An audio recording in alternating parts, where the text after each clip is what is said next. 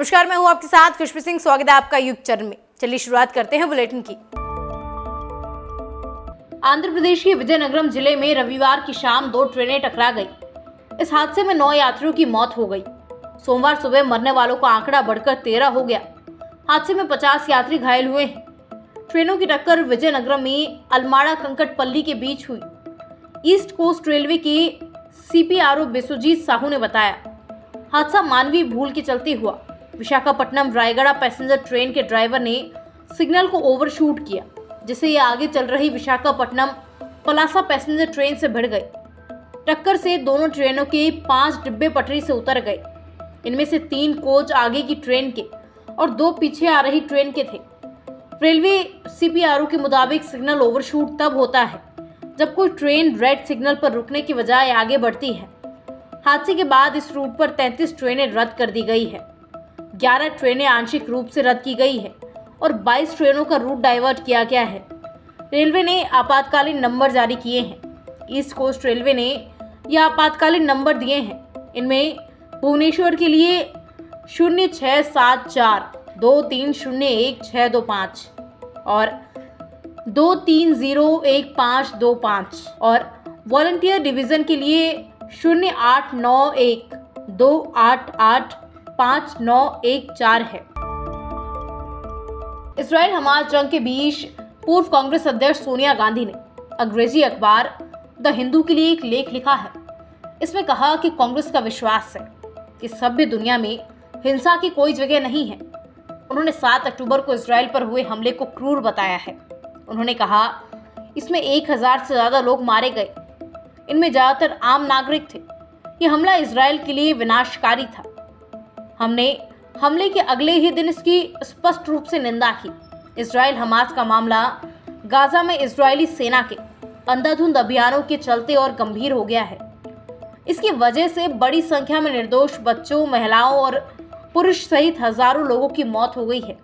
Israel अब पूरी ताकत के साथ उस आबादी से बदला लेने पर उतारू है जो काफी हद तक असहाय होने के साथ साथ निर्दोष भी है। दुनिया के सबसे शक्तिशाली हथियारों का इस्तेमाल बच्चों, महिलाओं और पुरुषों पर किया जा रहा है, जिनका हमास के हमले में कोई वास्ता नहीं था। जंग में पूरे के पूरे परिवारों का सफाया हो गया। गाजा मलबे में तब्दील हो रहा है। देश के सबसे बड़े lander state bank of India यानी SBI ने भारतीय क्रिकेट टीम के पूर्व कप्तान महेंद्र सिंह धोनी को अपना ऑफिशियल ब्रांड एम्बेसडर बनाया है। बैंक ने बताया कि SBI के ब्रांड एम्बेसडर के रूप में धोनी कई मार्केटिंग और प्रमोशनल कैंपेन में महत्वपूर्ण भूमिका निभाएंगे। स्टेट बैंक ऑफ इंडिया ने कहा कि स्ट्रेसफुल सिचुएशन में संयम बनाए रखने की धोनी की कैपेसिटी, दबाव में स्पष्ट सोच और तेजी से फैसला लेने की उनकी प्रशिष्ट क्षमता उन्हें SBI का ब्रांड एम्बेसडर बनने के लिए आइडियल चॉइस बनाता है। बैंक ने कहा कि धोनी के लिए यह एसोसिएशन रिलायबिलिटी और लीडरशिप की वैल्यू को दर्शाता है और अपने कस्टमर्स के साथ गहरे संबंध बनाने के बैंक के कमिटमेंट का प्रतीक है। SBI के चेयरमैन दिनेश खारा ने कहा, धोनी हमारे ब्रांड के लिए परफेक्ट चॉइस है। धोनी के साथ पार्टनरशिप से हमारा लक्ष्य ट्रस्ट, इंटीग्रिटी और अटूट समर्पण के साथ देश और कस्टमर्स की सेवा करने के लिए हमारी कमिटमेंट को मजबूत करना है। पाकिस्तान से भारत आने के बाद से ही सीमा हैदर चर्चा में बनी हुई है। कराची से नोएडा आने के बाद सीमा ने बताया कि वो PUBG खेलते हुए सचिन मीणा से प्यार कर बैठी और फिर अपने 4 बच्चों को लेकर के भारत आ गई। अब सचिन मीणा और सीमा हैदर की लव स्टोरी में ट्विस्ट आ गया है, क्योंकि उनकी लाइफ पर बन रही फिल्म में कुछ अलग ही एंगल दिखाया गया है, जिसका नाम कराची टू नोएडा है। हाल ही में फिल्म का ट्रेलर लॉन्च किया गया, जिसमें सीमा को एक एजेंट दिखाया गया है। नोएडा आने के बाद सीमा पर रॉ एजेंट और पाकिस्तानी जासूस होने के आरोप लगे और पुलिस ने पूछताछ भी की, लेकिन फिल्म के ट्रेलर में एक अलग ही एंगल है।